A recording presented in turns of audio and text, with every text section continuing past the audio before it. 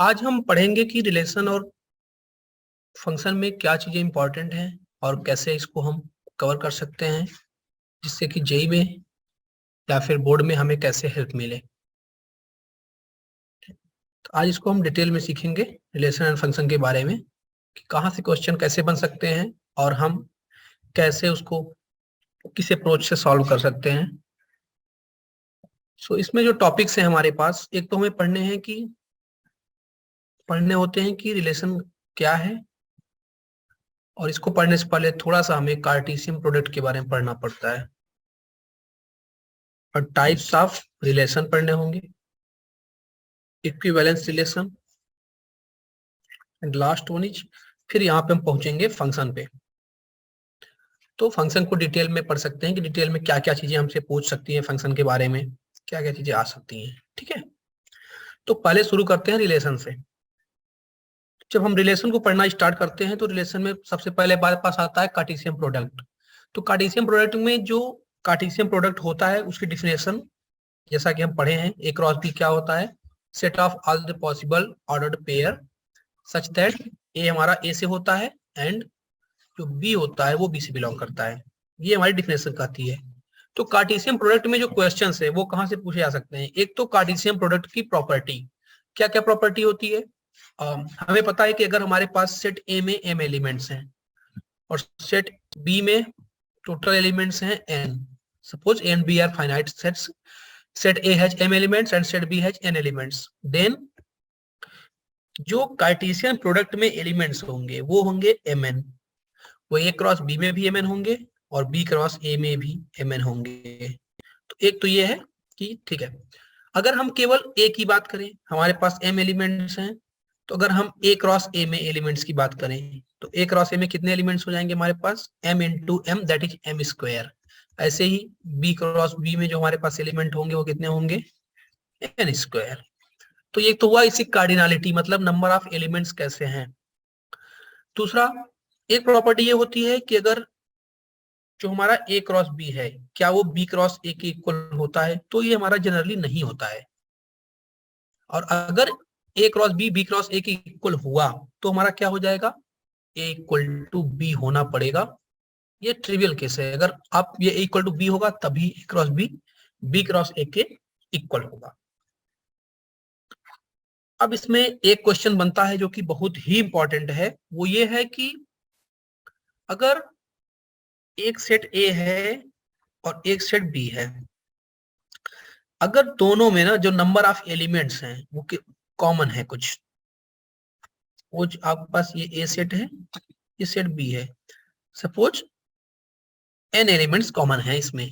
तो अगर इसके पास n एलिमेंट्स कॉमन है, यहाँ पे n एलिमेंट्स कॉमन है, तो A क्रॉस B और B क्रॉस A इन दोनों में कितने एलिमेंट कॉमन होंगे।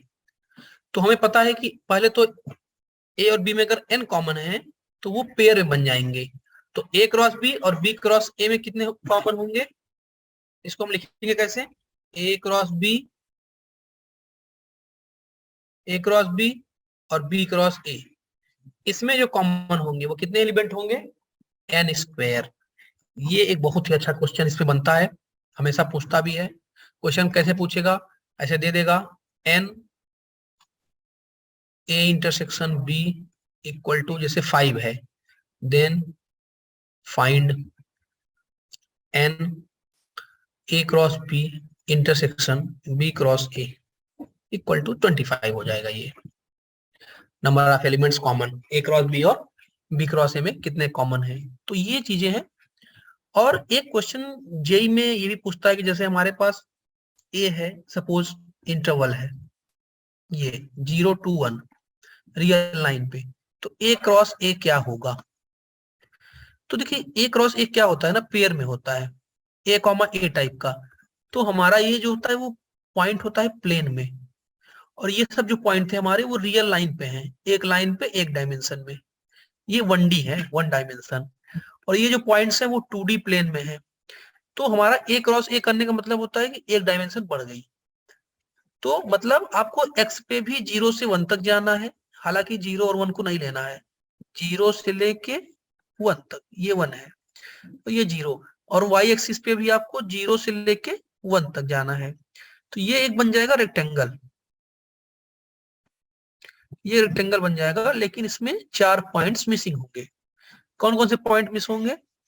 एक तो आपके पास 1,1 नहीं होगा, एक तो 1,0 नहीं होगा, एक तो 0,1 नहीं होगा, एक 0,0, that is origin is also missing. तो ये क्या है? एक यूनिट रेक्टेंगल है, मतलब जिसकी लेंथ भी 1 है और ब्रेथ भी 1 है, जिसमें वर्टेक्स के जो चारों पॉइंट है वो मिसिंग है। ऐसे अगर हमने यहाँ पे बोल दिया होता 0,1 ये, तो ये क्या बन जाता? ये एक रेक्टेंगल जिसमें चारों वर्टिसेस भी होते हैं। ये क्वेश्चन भी जेईई में से पूछा गया था, पूछा जाता भी है कि ये ज्योमेट्रिकली एक क्रॉस वास्तव में होता क्या है। उसके बाद बात आती है हमारे पास टाइप ऑफ रिलेशन में हमने जो पढ़ा है वो कौन कौन सा है? एक तो है कि आइडेंटिटी रिलेशन, दूसरा है रिफ्लेक्सिव, फिर है सिमेट्रिक,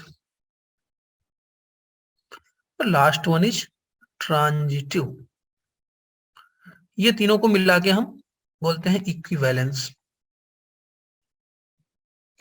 तो आइडेंटिटी में और रिफ्लेक्सिव में थोड़ा सा फर्क है। रिफ्लेक्सिव आइडेंटिटी में क्या होता है, आपके पास केवल ए कॉमा ए टाइप के एलिमेंट होने चाहिए सारे, ए कॉमा ए के। यहाँ पे क्या होगा कि ए कॉमा ए तो होना ही होना चाहिए, इसके अलावा भी आपके पास 1,2 मतलब ऐसे कुछ एलिमेंट हो सकते हैं, लेकिन यहाँ पे सभी एलिमेंट के लिए ए कॉमा ए होना चाहिए। लेकिन आइडेंटिटी में क्या है कि आपका केवल इसी टाइप का ही होना चाहिए, ये थोड़ा सा फर्क होता है। अब यहाँ से ना क्वेश्चन दो टाइप के अराइज होते हैं। एक तो हमसे ये पूछ सकता है कि कोई रिलेशन चेक करो कि आइडेंटिटी रिलेशन है कि रिफ्लेक्सिव है कि सिमेट्रिक है तो ट्रांजिटिव। तो वहां पे हमारे पास दो तरीके के होते हैं।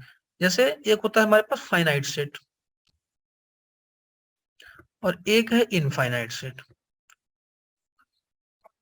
अगर यहाँ पे कोई सपोज हमारे पास एक, जैसे कि रिलेशन हमेशा एक सेट पे डिफाइन होगा, जैसे हमारे पास एक सेट है A1 2 3 और एक रिलेशन R डिफाइन है इस सेट A पर, वो है 1,1 2,2 3,3 1,2 2,1, जैसे ये है। तो अगर हमसे पूछे कि भाई ये रिलेशन जो है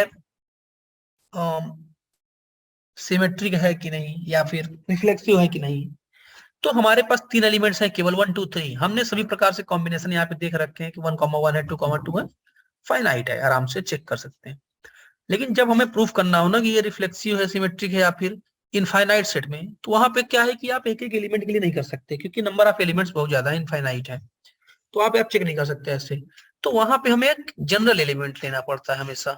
एक जनरल एलिमेंट लेंगे इनफाइनाइट सेट केस में, और उस जनरल एलिमेंट के लिए अगर हमें रिफ्लेक्सिव दिखाना है तो एक जनरल एलिमेंट लेंगे, अगर सिमेट्रिक दिखाना है तो हमें दो जनरल एलिमेंट लेने पड़ेंगे, और ट्रांजिटिव दिखाना है तो ए बी सी तीन जनरल। अगर आपने वो चीज प्रूफ कर दी कि जनरल एलिमेंट के लिए ट्रू है, अगर जनरल एलिमेंट के लिए वो रिफ्लेक्सिव है, तो सभी के लिए रिफ्लेक्सिव हो जाएगा। अगर आपने प्रूफ कर दिया जनरल एलिमेंट के लिए ट्रांजिटिव है तो ट्रांजिटिव हो जाएगा। ओके, तो जैसे कि एग्जांपल सिंपल सा ले लेते हैं। जैसे हमारे पास अगर एक सेट ले लेता हूं, फाइनाइट सेट 1 2 3 4। अब मैंने इस पे रिलेशन डिफाइन किया, A related to B if and only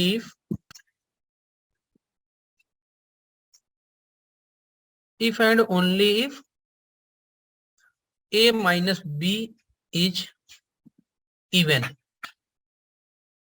तो A रिलेटेड टू B है if and only if A minus B is even. तो अगर हम इस रिलेशन के एलिमेंट्स लिखना चाहें तो क्या क्या हो सकते हैं? A माइनस बी को इवन होना चाहिए बस, A minus B is even integer, minus को भी ले लेते हैं, ठीक है। तो क्या क्या हो सकता है? 1,3 हो सकता है इसमें, 3,1 हो सकता है, ऐसे करके हम देख सकते हैं 1,3 है तो 3,1 भी है तो सिमेट्रिक होगा। 1,1 इसमें नहीं होगा, क्यों? क्योंकि 1 माइनस 1 इवन होगा, 0 हो जाएगा, 0 को हम इवन नहीं मानेंगे, ठीक है। तो ऐसे देख लेंगे। अब बात आती है कि अगर इनफाइनाइट सेट की बात हो तो क्या करेंगे। मेन फोकस हमारा इनफाइनाइट सेट पे है। सपोज हमारे पास जेड है, सेट ऑफ इंटीजर्स,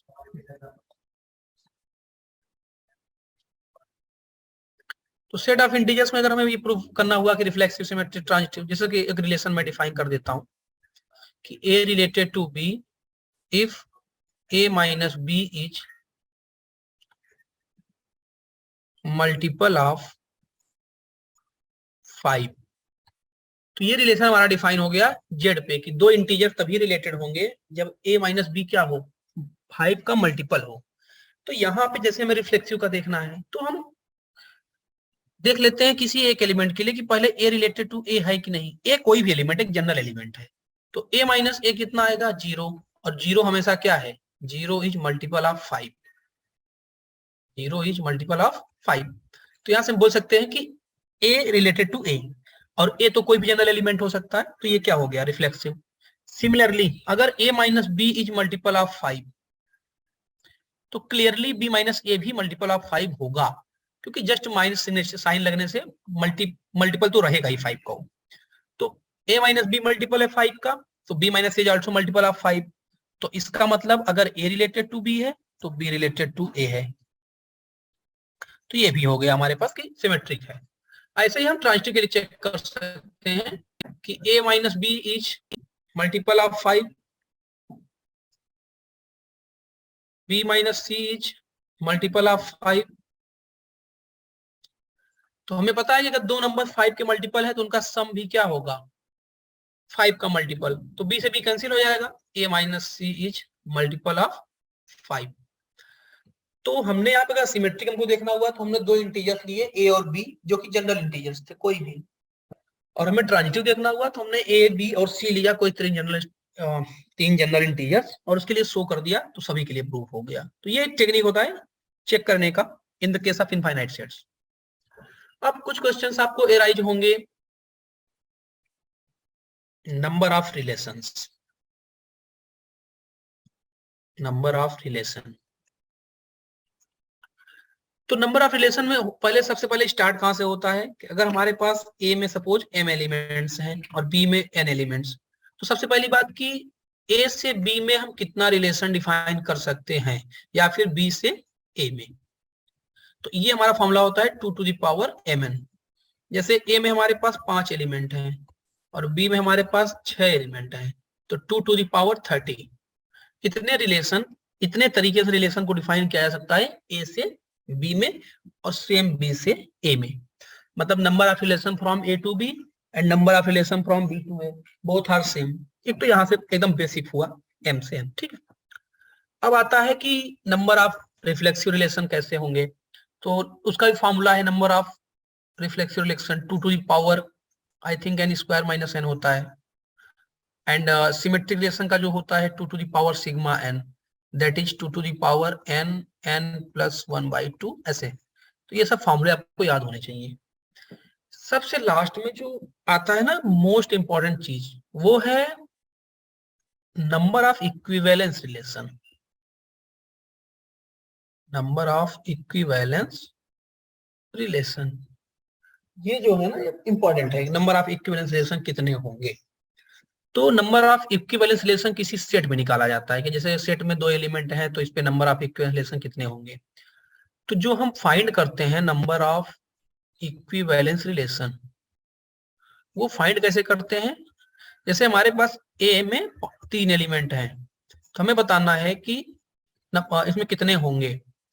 तो ये डिसाइड होता है कि आप 3 का जो पार्टीशन है, इसको हम बोलते हैं पार्टीशन ऑफ इंटीजर। 3 का पार्टीशन कितने तरीके से कर सकते हैं, तो जितने तरीके से आप पार्टीशन कर सकते हैं तो उस तरीके से डिफाइन होगा नंबर ऑफ इक्विवेलेंस रिलेशन। तो पार्टीशन का एक फॉर्मूला होता है, आप उससे निकाल सकते हो। लेकिन हमें क्या करना होता है कि हमें ना जैसे नंबर ऑफ एलिमेंट सेट में 1 है, 2 है, 3, 4, 5, 6 इतना तक याद रखना होता है। जैसे 1 है तो 1, 2, फिर 3 है तो 5, फिर 15, ये सब इक्विवेलेंस रिलेशन के फॉर्मूले हैं। 1 होता है तो 1, 2, फिर 3 है तो 5, 4 है तो 15, 5 है तो 52, ये सब नंबर ऑफ इक्विवेलेंस रिलेशन है। ये 4-5 में शुरू के याद रखने होते हैं। वैसे ज्यादा पूछता नहीं है कि बहुत ज्यादा नंबर ऑफ एलिमेंट्स दे दे वहां से निकालो, मैक्सिमम ये पूछता है कि 3 एलिमेंट में कितने इक्विवेलेंस रिलेशन बनते हैं। तो ये चीजें हैं। फिर इक्विवेलेंस रिलेशन से हम आगे जाते हैं। तो एक छोटा सा टॉपिक है इसमें, इक्विवेलेंस क्लास। तो इक्विवेलेंस क्लास क्या होता है, किसी एलिमेंट का निकाला जाता है। सपोज ए एक सेट है और आर जो है इक्विवेलेंस रिलेशन है सेट ए पे। आर हमारा क्या है, इक्विवेलेंस रिलेशन है सेट ए पे। तो हमें ना किसी एलिमेंट, जैसे ए बिलोंग्स टू ए है, इसका हमें इक्विवेलेंस क्लास निकालना है। तो इक्विवेलेंस क्लास को हम पहले तो ये क्लोज ब्रैकेट से रिप्रेजेंट करते हैं। तो जो इक्विवेलेंस ऑफ क्लास ए हो जाएगा, क्या हो जाएगा, बी वो सभी सेट ए के एलिमेंट्स जो कि ए के साथ रिलेटेड हो इस रिलेशन आर से। तो मतलब एक ऐसे हम कह सकते हैं कि जैसे ए के साथ जितने रिलेशन में आ रहे हैं वो सारे एलिमेंट इसके इक्विवेलेंस क्लास में होंगे। ये पूरी ए की फैमिली है कि ए के साथ कौन कौन है। ऐसे बी का निकालेंगे तो बी के साथ कौन कौन है, बी से कौन कौन रिलेट कर पा रहा है, ये चीजें हैं, ये इक्विवेलेंस क्लास है। ठीक है, फिर हम आते हैं फंक्शन पे। तो फंक्शन में सबसे पहले तो बात करते हैं डिफिनेशन की, क्या डिफरेंस है। तो जैसे रिलेशन था, हमने डिफाइन किया था ए से बी में। तो रिलेशन पे हमारे पास कोई कंडीशन नहीं थी कि ए का एलिमेंट कैसा होना चाहिए, बी का एलिमेंट कैसा होना चाहिए। लेकिन जब हम फंक्शन में आते हैं तो हमारे पास ये पता चलता है कि अगर ए से बी में है, फंक्शन है, सपोज आर कोई रिलेशन है ए से बी में, यही रिलेशन आपका फंक्शन बन जाएगा। अगर इसी रिलेशन में हम कुछ चीजें ऐड कर दें या कुछ रिस्ट्रिक्शन लगा दें तो वो जो रिलेशन है वो फंक्शन बन जाता है। कि एक तो जितने एलिमेंट यहाँ पे हैं वो सारे, कोई भी खाली नहीं होना चाहिए, यहाँ पे सारे के सारे किसी न किसी से रिलेशन में होने चाहिए। और दूसरा कंडीशन ये होता है कि कोई भी एक सिंगल एलिमेंट यहाँ के कोई भी जो सिंगल एलिमेंट है वो दो एलिमेंट के साथ मैप नहीं कर सकता। ये जैसे अगर मैं यहाँ पे सेट ए में लिख दूं 1 2, यहाँ पे लिख दूं 3 4 5, तो अगर मैं बोलूं ये, तो ये फंक्शन है क्योंकि 1 3 के पास जा रहा है, 2 4 के पास जा रहा है। लेकिन यहीं पर अगर बोल दूं 1 2 और 3 4 5, अब मान लो ए जो है 3 के पास भी चला गया, ए 4 के पास, बी 2 5 के पास, ये फंक्शन नहीं है। क्योंकि किसी भी एलिमेंट का जो इमेज है ना, इसमें यूनिक की बात होती है। तो दो इमेज नहीं हो सकती, यहाँ पे 1 की दो इमेज है, मतलब कि 1,3 भी बन रहा है और 1,2। ये रिलेशन तो है लेकिन फंक्शन नहीं है। तो यहाँ पे जो है 1,3 भी है, 1,2 भी है, तो हमें देखना पड़ेगा। ठीक है, तो जैसे ये बात हुई कि सारे रिलेशन, जितने रिलेशन हैं वो उसमें से कुछ ऐसे भी होंगे कि जो which is not function, but every function is a relation. तो इसका मतलब जो हमारे पास 2 to the power mn था नंबर ऑफ रिलेशन, इसमें से कुछ ऐसे भी होंगे जो फंक्शन नहीं होंगे। तो पहले हम पता कर लेते हैं कितने फंक्शन हैं।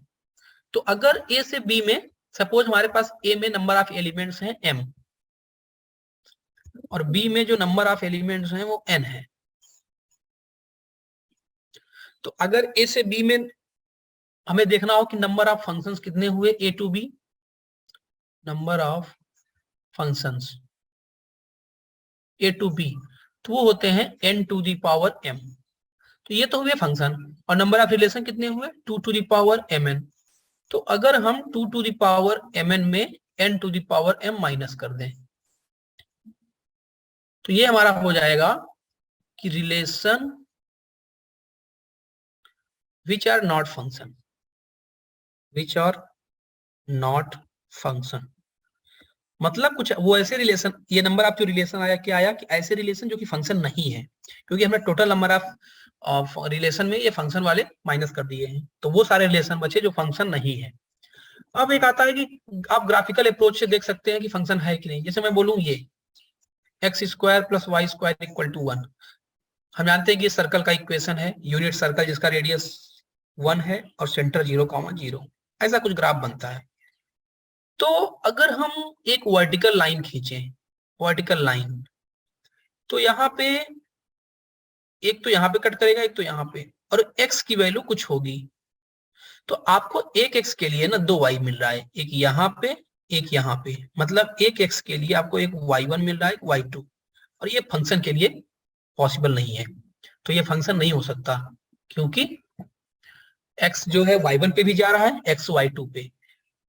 तो यहां से हमें एक केस मिल गया कि अगर हम कोई ग्राफ देखें और एक वर्टिकल लाइन खींचे y एक्सिस के पैरेलल, तो अगर वो लाइन उस ग्राफ को एक से ज्यादा बार कट कर रहा है तो फंक्शन नहीं होगा।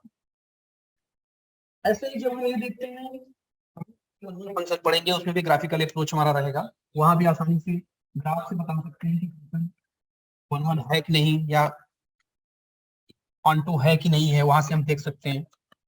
इसमें इंपॉर्टेंट चीज है फंक्शन में क्या है कि आप ग्राफिकल देख सकते हो, ग्राफ बना पाते हो कि अगर y एक्सिस के पहले लाइन खींचे तो एक जगह पे कट करनी चाहिए, एक से ज्यादा जगह पे कट नहीं करना चाहिए। ये फंक्शन के लिए कंडीशन है। तो सपोज हमारे पास कोई ग्राफ है ऐसा, ऐसे हमने एक वर्टिकल लाइन खींचा, एक पॉइंट पे कट कर रहा है, तो क्लियरली ये फंक्शन है। अब पता है हमें कि ये जो फंक्शन है वो कौन सा फंक्शन है, एक्सपोनेंशियल। ठीक है, तो फंक्शन के जो नॉलेज है फंक्शन का ना, उसमें आपको जो हम पिछले वीडियो में मैंने बताया था कि आपके पास जो पेरेंट फंक्शंस हैं, पेरेंट फंक्शंस में कौन कौन है, all trigonometric functions, all trigonometric functions. दूसरा inverse trigonometric functions, inverse trigonometric functions, log function और एक्सपोनेंशियल, कांस्टेंट फंक्शन, ये सब। तो ये सब सारे फंक्शन अगर आपको पता है, उनकी प्रॉपर्टीज पता है, उनकी ग्राफ पता है, कहाँ पे वो कैसे उनके रूट्स हैं कि नहीं है। जैसे मैं बात करूं e⁻x की, तो ये फंक्शन क्या है, इसकी खासियत है कि ये जीरो को कभी टच नहीं करता, ये कभी इन्फिनिटी पे जाके माइनस इन्फिनिटी जाके टच करेगा। मतलब e⁻x की वैल्यू कभी जीरो नहीं हो सकती। तो इसका रेंज कहां से कहां तक हो सकता है, जीरो टू इन्फिनिटी। तो जो हमें इसमें देखना है, फोकस करना है, क्या क्या है, एक तो डोमेन, एक तो रेंज। थोड़ा सा हम डोमेन रेंज के बारे में देख लेते हैं। हमारा डोमेन क्या है पहले तो जब फंक्शन हमारा ए से बी में डिफाइन हुआ था, तो जितनी यहाँ पे एक्स वैल्यूज हैं, यहाँ पे जितनी भी एक्स वैल्यूज हैं, ये पूरी जो कि यहाँ पे मैप हो रही हैं, इसके लिए आपका फंक्शन डिफाइन होता है, that is called domain of function, domain of function. जो बी है हमारा, उसको हम बोलते हैं पूरे सेट को कोडोमेन। लेकिन अब हो सकता है कि यहाँ पे जो एलिमेंट मैप हो रहे हैं, कुछ यहाँ पे हो रहे हैं, ये सारे एलिमेंट मैप हो रहे हैं इतना ही। तो जो सारे ग्रुप है एलिमेंट का जो कि इमेज है, उसको हम बोलते हैं range, range of function. B को पूरा कोडोमेन बोलेंगे, लेकिन जो एलिमेंट आ रहे हैं यहाँ पे इमेज है किसी न किसी एलिमेंट ए के, तो वो सारों का जो ग्रुप है, कलेक्शन है, उसको हम बोलते हैं रेंज ऑफ फंक्शन। तो अगर हमें जो बेसिक फंक्शंस है उनकी प्रॉपर्टी, एक तो हमने कल भी बताया था कि x square plus b x plus c, ये जो पैराबोला का केस है, यहाँ पे 6 केसेस बनते हैं, ये आपको अच्छे से आना चाहिए। इसमें सभी में डोमेन आपका रियल नंबर होता है और रेंज आपको अलग अलग होती है। तो ये चीजें आनी चाहिए। उसके बाद जो जेई में क्वेश्चन यहाँ पे पूछते हैं, वो हमसे पूछते हैं प्रॉपर्टी, फंक्शन की क्या प्रॉपर्टी है। जैसे मैं बोलूं F x equal to e⁻x, तो अगर मैं यहाँ पे कोई कांस्टेंट लगा देता हूं a e⁻x, तो देखता हूं, पहले इसकी बात कर लेता हूं सिंपल एक्सपोनेंशियल फंक्शन की। तो a e⁻x और e⁻x, या फिर यहाँ पे एक कांस्टेंट लेता हूं x। अब यहां से मैं अगर एफ वाई लिखूं तो क्या हो जाएगा, e⁻ay, और एफ एक्स प्लस वाई कितना हो जाएगा, e a x plus Y, और मल्टीप्लाई करता हूं मैं F x into F Y को, तो क्या आ जाएगा मेरा e⁻a x प्लस वाई। तो इस फंक्शन की क्या प्रॉपर्टी आई कि जब भी हम F x into F Y करेंगे तो हमें क्या मिलेगा, एफ एक्स प्लस वाई मिलेगा। ये फंक्शन की प्रॉपर्टी है। तो अगर हमारे सामने ऐसा आ गया कि there is a function which satisfy this following property, that is F x into F Y equal to F x plus Y. तो हम क्या वहां पे हमेशा सोचेंगे एक्सपोनेंशियल के बारे में, कि पक्का है ये प्रॉपर्टी फॉलो कर रहा है, इसका मतलब है कि हमें जाना चाहिए e to the power a x type का हमेशा। लेकिन वहीं पे इसकी बात करूं तो ये नहीं होगा, ये यहाँ पे दिक्कत कर देगा। ए की वैल्यू अगर 1 हो जाएगी तभी हो पाएगा। तो e to the power a x क्या हमेशा शो करेगा, f x into F Y equal to x plus y. उसके बाद मैं लॉग की बात करता हूँ, लॉगरिथम फंक्शन। लॉगरिथम फंक्शन की जो बेसिक प्रॉपर्टी है वो ये है कि अगर हम ले F x equal to log X और एफ वाई इक्वल टू क्या हो जाएगा लॉग वाई, और एफ एक्स वाई अगर ले तो लॉग की प्रॉपर्टी से हो जाएगा log X Y, that is log X plus log Y. तो यहां से हमारे पास मिल गया लॉग के लिए कि F X Y equal to F x plus F Y, ये लॉग के लिए मिल गया। कभी ऐसा कुछ दिया है तो हम गेस कर सकते हैं कि फंक्शन कौन सा होने जा रहा है, लॉग फंक्शन। मैं इसी पे एक छोटा सा क्वेश्चन देख लेता हूं जो कि जेई मेंस में एक बार पूछा भी गया था। जैसे मैं आपको बताऊं कि एक क्वेश्चन है कि एफ एक्स इक्वल टू एक पैराबोला दिया है आपको a x square plus b x plus c. A और बी और सी सारे रियल नंबर हैं।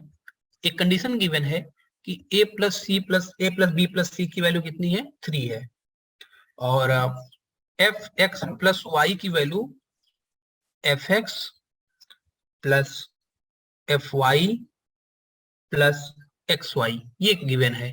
आपसे पूछा है sigma N equal to 1 to 10 F N कितना होगा, इसकी आपको वैल्यू पूछी है।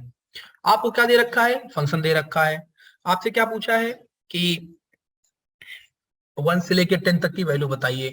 तो सबसे पहले इसने बोला है कि एफ एक्स प्लस वाई, तो यहाँ पे हम क्या रख दें एक्स प्लस वाई, तो हमारा क्या हो जाएगा a times x plus y का whole square plus b x plus y plus c हो जाएगा। और ये किसके इक्वल है, f x plus F Y plus x y. तो जब आप इसके इक्वल कर देंगे ना इसको, तो दोनों तरफ तो आप कॉफिशियंट्स को कंपेरिजन करेंगे। तो जब कंपेयर करेंगे तो आपका आएगा एक तो 2a माइनस 1 इक्वल टू 0 आ जाएगा, और एक तो c इक्वल टू 0। तो यहां से हमको क्या मिल गया, a की वैल्यू हाफ और c की वैल्यू 0, और हमें ऑलरेडी गिवन है a plus B plus C की वैल्यू। तो हमें क्या मिल जाएगा, a मिल गया, b भी मिल जाएगा और c भी मिल जाएगा। जब आप a की वैल्यू हाफ और c इक्वल टू 0 रखोगे तो b की वैल्यू आ जाएगी 5/2। तो क्या हो गया 5/2, तो ए बी सी आ गया, मतलब हमारे पास फंक्शन आ गया। तो हमारे पास फंक्शन जो आया वो क्या बन गया, वो फंक्शन हो गया हाँ एफ एक्स इक्वल टू सी की वैल्यू तो 0 हो गई थी, ऐसा कुछ आ गया। ए की वैल्यू हाफ थी, बी की वैल्यू 5/2 थी, ये आ गया। तो अब हमसे क्या पूछा है एन इक्वल टू 1 से 10 तक वैल्यू बताओ, तो ये क्या हो जाएगा, कुछ नहीं, sigma N equal to 1 to 10 half, आप लिख सकते हो इसको N square plus sigma N equal to 1 to 10 5/2 N. अब हमें पता है एन स्क्वायर का फॉर्मूला क्या होता है, N N plus 1 2n+1/6 plus 5/2 N N plus 1/2। हमें यहाँ पे n की वैल्यू को रखना है 10, तो सीधे हमारा आ जाएगा। क्लियर है। तो ऐसे जो फंक्शन की प्रॉपर्टी है ऐसे उस पे क्वेश्चन पूछे जाते हैं। उसके बाद आते हैं हम फंक्शन के टाइप पे, जो हमारे पास दो सबसे मोस्ट इंपॉर्टेंट टाइप हैं। एक तो आपका 1-1 फंक्शन और एक है ऑनटू। 1-1 का मतलब होता है कि अगर हमारे पास जितने भी डोमेन के एलिमेंट हैं वो कोई भी दो एलिमेंट आपको सेम जगह नहीं ले जा सकते, ये वाला केस नहीं होना चाहिए। हमने अभी ये फंक्शन का केस पढ़ा था, फंक्शन में ये नहीं होना चाहिए ये वाला केस, और 1-1 में ये वाला केस नहीं होना चाहिए कि दो एलिमेंट सेम इमेज बना रहे हैं। मतलब अगर आपके दो एलिमेंट के इमेज सेम हो गए, एफ एक्स और एफ वाई के इमेज सेम, सॉरी एक्स और वाई के इमेज सेम हो गए, तो आपको एक्स और वाई को भी इक्वल होना पड़ेगा। क्योंकि आप सपोज करिए ये 3 है और यहाँ पे 5 है, यहाँ पे 8 है। अब ये दोनों एलिमेंट गए 3 पे, ये x है ये y है, तो एफ एक्स कितना है 3, एफ वाई कितना है 3, मतलब F x equal to F Y. लेकिन x और y बराबर नहीं है, clearly 5 is not equal to 8, तो ये फंक्शन 1-1 नहीं होगा। तो 1 1 के लिए क्या होता है कि दो एलिमेंट एक जगह पे मैप नहीं कर सकते, ये 1 1 की डिफिनेशन है। अगर मैं ग्राफ से देखूं तो जब भी आपका ग्राफ y एक्सिस के अबाउट सिमेट्रिक होगा ऐसा कुछ, दैट इज नॉट 1 1। ग्राफिकल कैसे चेक करेंगे, एक्स एक्सिस के पैरेलल एक लाइन खींचिए, अगर ग्राफ को दो जगह पे कट कर दिया तो वो जो फंक्शन होगा वो 1 1 नहीं होगा। क्यों? क्योंकि आपको दो एक्स के लिए, एक एक्स यहाँ पे है, एक एक्स यहाँ पे, जैसे ये एक्स है, ये माइनस एक्स है, इन दोनों के लिए आपको एक वाई मिल रहा है, सेम वाई, मतलब माइनस एक्स और एक्स दोनों कहाँ जा रहे हैं, वाई पे, तो ये 1 1 नहीं होगा। तो ये तरीका है कि वाई एक्सिस के पैरेलल लाइन खींचिए और वहां पे आप ये देखिए कि सॉरी वाई एक्स एक्सिस पर लाइन खींचिए और ये देखिए कि वो लाइन ग्राफ को कितनी बार कट कर रहा है। ऑब्वियसली जो इवन फंक्शन होंगे हमारे, इवन फंक्शन क्या होते हैं, इवन फंक्शन की हमें डेफिनेशन पता है कि f माइनस एक्स और एफ एक्स दोनों बराबर होते हैं। ये जो फंक्शन आपके सामने बना हुआ है इवन ही है, क्योंकि माइनस एक्स पे भी सेम वैल्यू दिया, एक्स पे भी सेम वैल्यू दिया, तो ऐसे फंक्शन कभी 1 1 नहीं हो सकते, जैसे y equal to X square, y equal to X to the power 4, ये सब जो y equal to mod x, ये सब इवन फंक्शंस हैं, ये कभी 1 1 नहीं हो सकते, क्योंकि ये नेगेटिव पे और पॉजिटिव पे दोनों पे सेम वैल्यू देते हैं। तो ऐसे हम देख सकते हैं। तो 1 1 चेक करने का तरीका क्या है हमारा, आप f x equal to F y लो।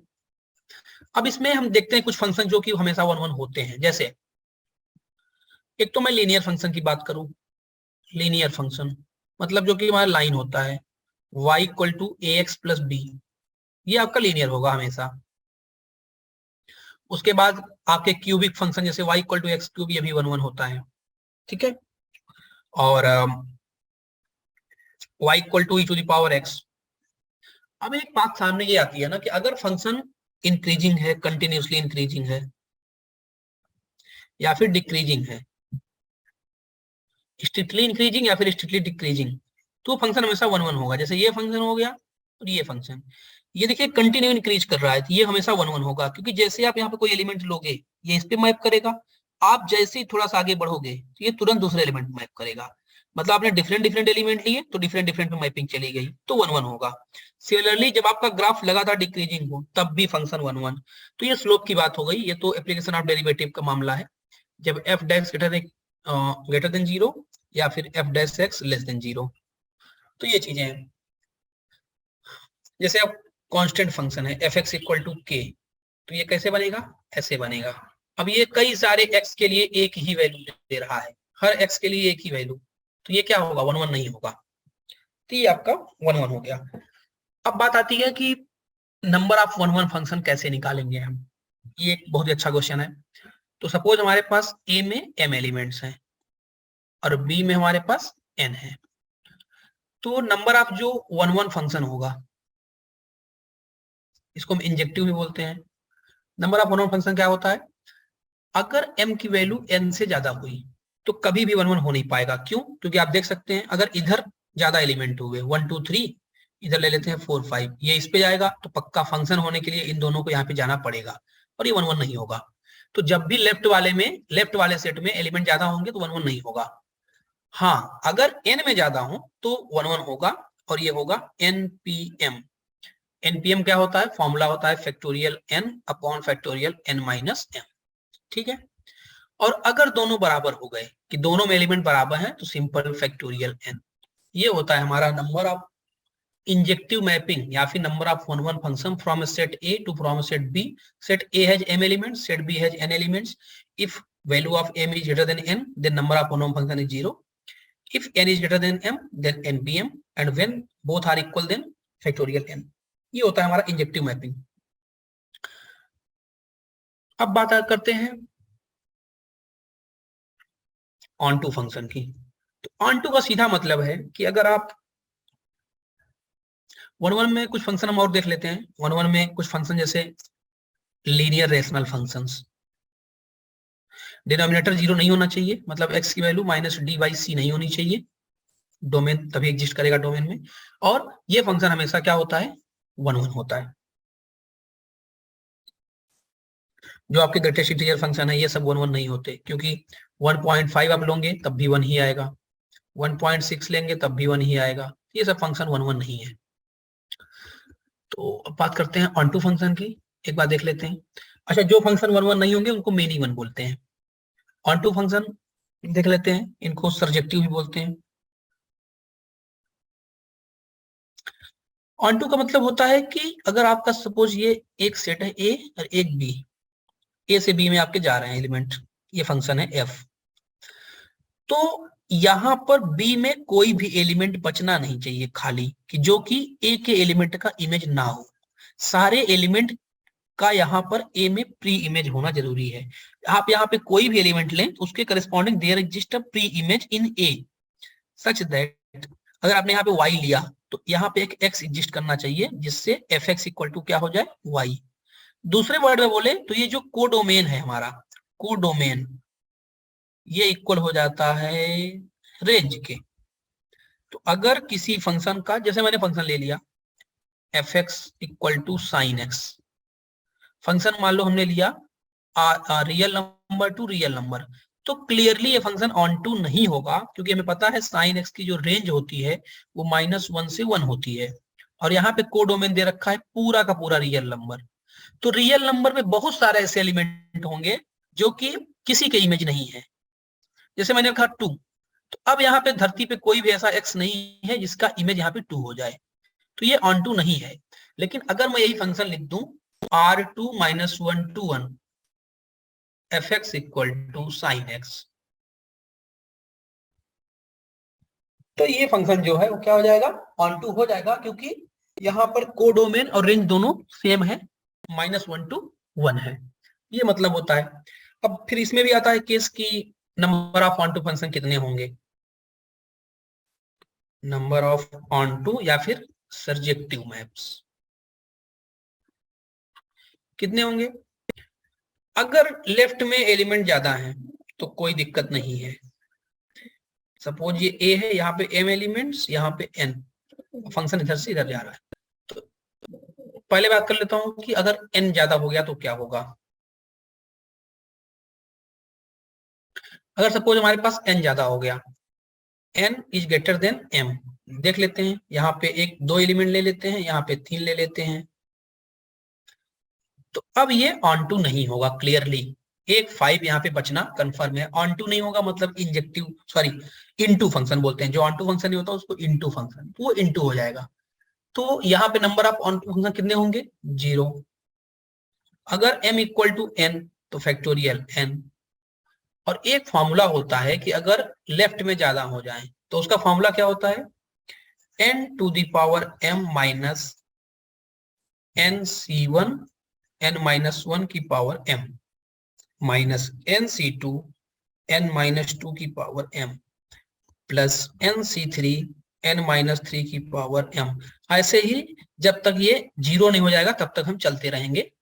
ये होता है number of onto functions. तो यहां से भी क्वेश्चन पूछे जाते हैं। अब एक बात आती है कि अगर m और n बराबर हैं तो number of one one function factorial n, number of ये 1 1 हो गया, और number of onto function भी फैक्टोरियल n, तो दोनों क्या हैं, इक्वल। तो जब कोई फंक्शन 1 1 और ऑन टू दोनों हो, मतलब इंजेक्टिव सब्जेक्टिव दोनों हो, तो उसको हम क्या बोलते हैं, बाइजेक्टिव मैप, बाइजेक्टिव फंक्शन।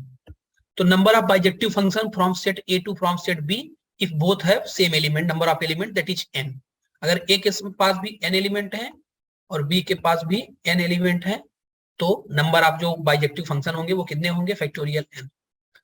एक बात और, अगर दो फंक्शन, एक फंक्शन को डिफाइन कर दिया दो सेट के बीच में और वो फंक्शन बाइजेक्टिव है, सपोज ये a है ये b है, और हमने एक फंक्शन डिफाइन किया f जो कि क्या है, बाइजेक्टिव, तो एक बात क्लियर हो जाती है कि a और b में जो नंबर ऑफ एलिमेंट्स हैं वो सेम होंगे, क्योंकि अगर a में एलिमेंट ज्यादा हुए तो 1 1 नहीं होगा और b में ज्यादा हुए तो 1 2 नहीं होगा।